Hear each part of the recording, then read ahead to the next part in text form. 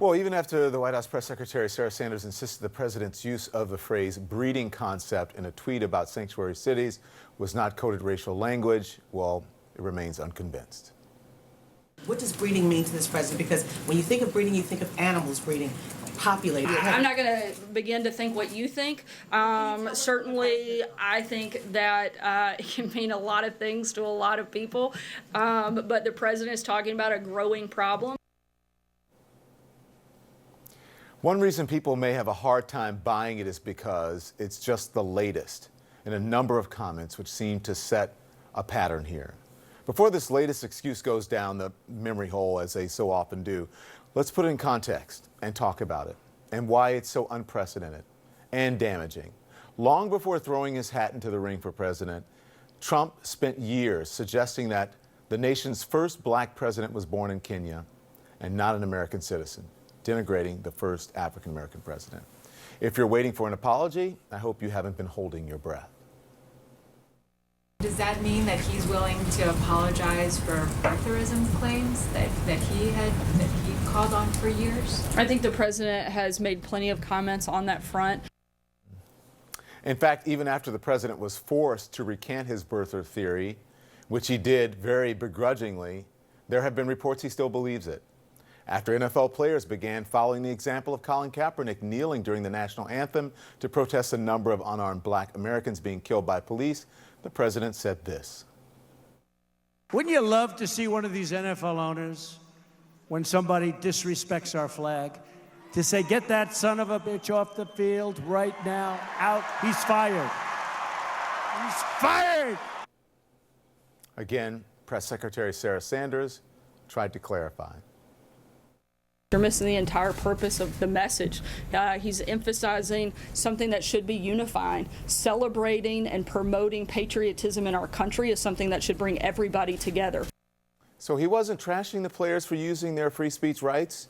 He was trying to unite. Then there's the president's leaked comments expressing frustration about why the U.S.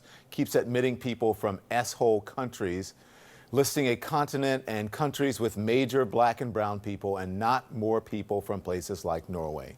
Clarifying, if you can call it that, again, Sarah Sanders. No one here is going to pretend like the president is always politically correct. He isn't. I think that's one of the reasons the American people love him. Not all of the American people love this. The president's approval rating around the time of those comments, 38%. I want to bring in now CNN political commentators Angela Rye, Amanda Carpenter, and Scott Jennings. It just keeps happening. Like he keeps saying things that are just blatantly racist. People keep explaining it away. You get the Trump tweet whispers or whatever the whispers they come on, and they're like, "Oh no, he didn't mean that." People love it, and this whole, it's ridiculous. And then we forget about it and move on. Angela, you know, him tweeting about breeding is the most recent example of this pattern. He says or tweets something that's racist, and then Sanders stands at the podium and she tries to spin it. Is this normalizing racism?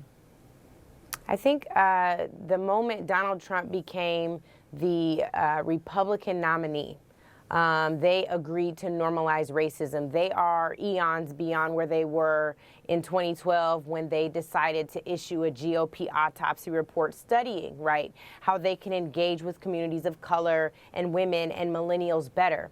And instead of really leaning into what those findings might have been, although let me be honest, they weren't that great, they really could have made some marked progress, right? And at this point, they haven't been able to do that because you cannot change and adjust a message for policies that are woefully horrible.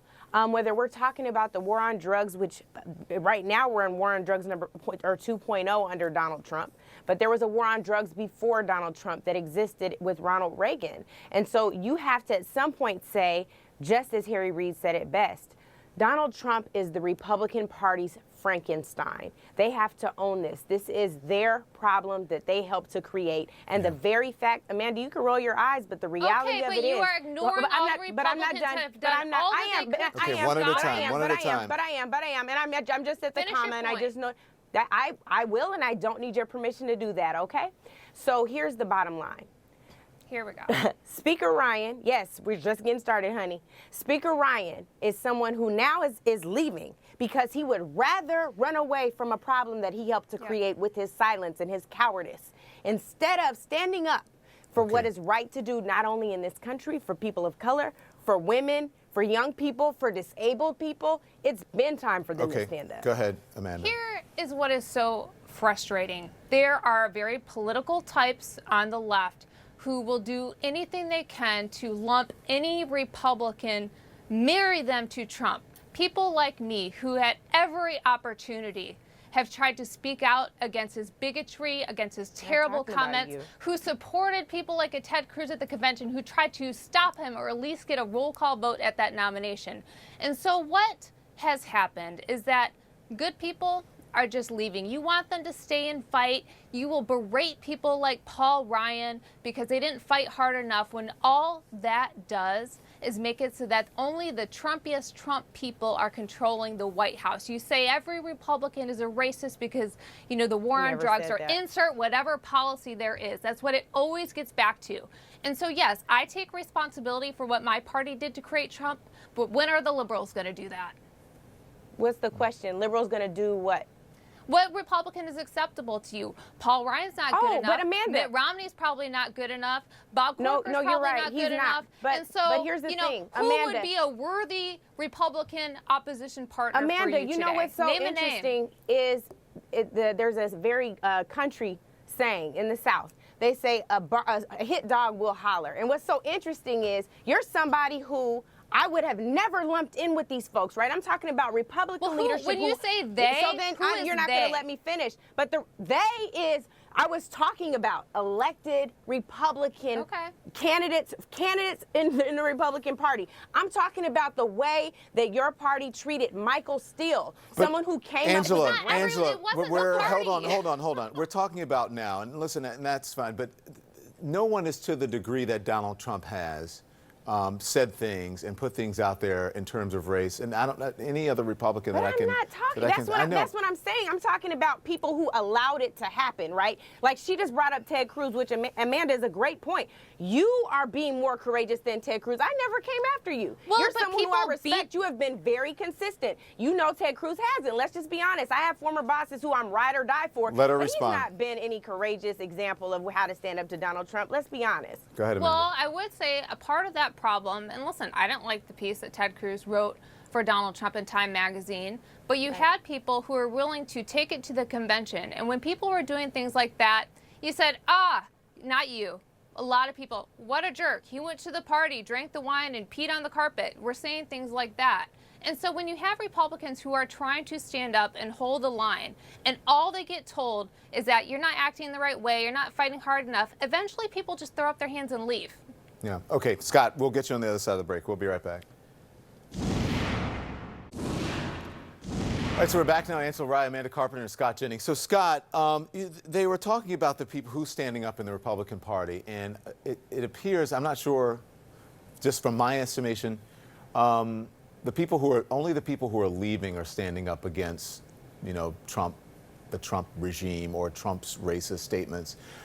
Are they just so frustrated that they have to go, or do you see it that way? Well, here's what I think. I listened to the debate, and it's a good conversation for us to have. I mean, look, number one, I think racism has been an issue in this country since we founded it. We're better now than we were, but it's still an issue, and there's no debating that. Most Republicans I know, whether they're Trump supporters or never Trump people, abhor racism. They do not tolerate racism.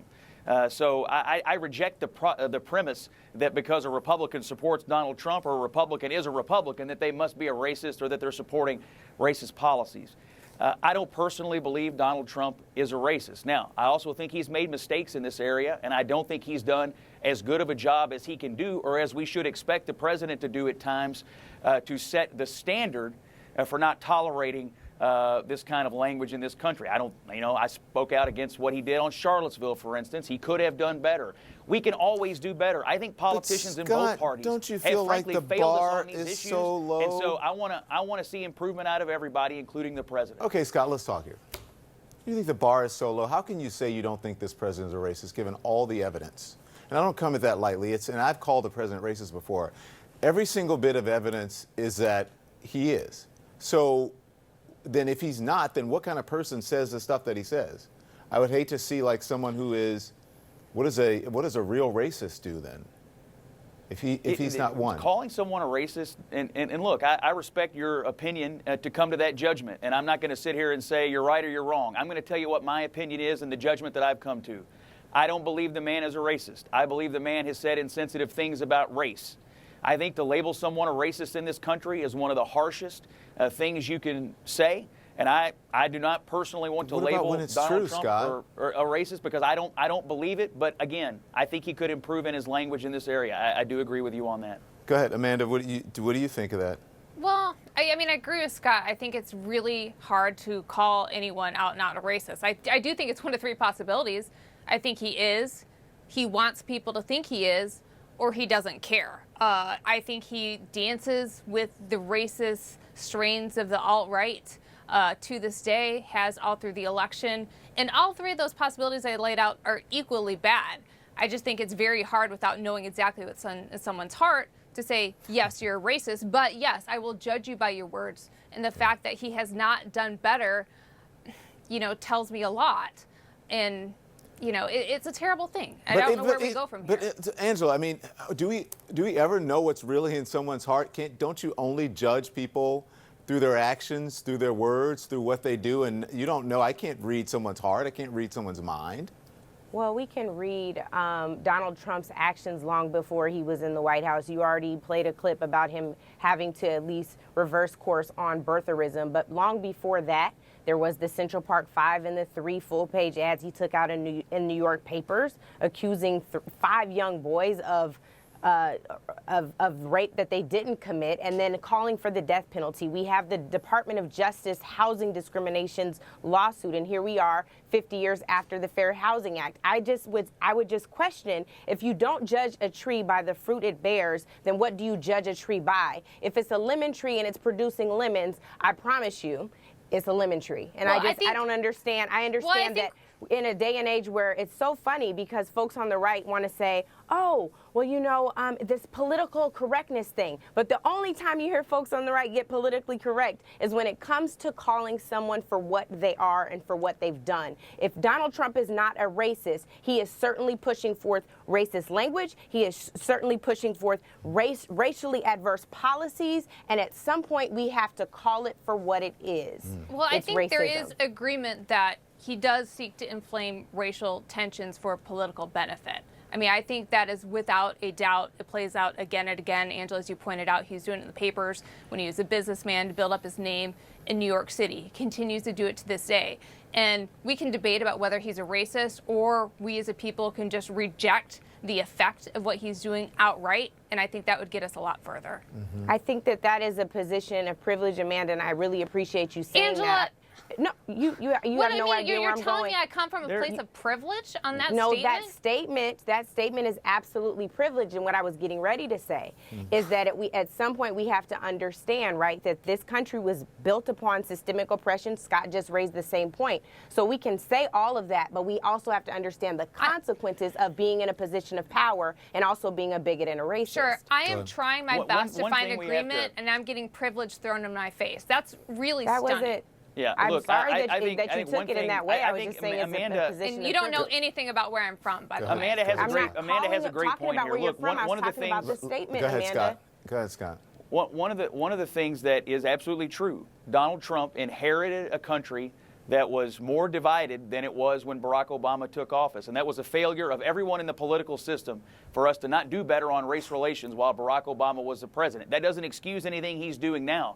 But we have to understand the American left cannot always label every conservative, every Republican, every Trump supporter a racist when we have these debates and conversations, or we're going to leave an even more divided country when he's out in 4 or 8 years. We cannot afford to continue to divide ourselves by labeling each other within 2 minutes of starting these I have to go. conversations. It is not fair to the conservatives I know. Listen, I agree with you on certain part of that you can't, but the whole thing about the president, it is what the evidence shows. He is what he does, what he says, and the policies he puts forward.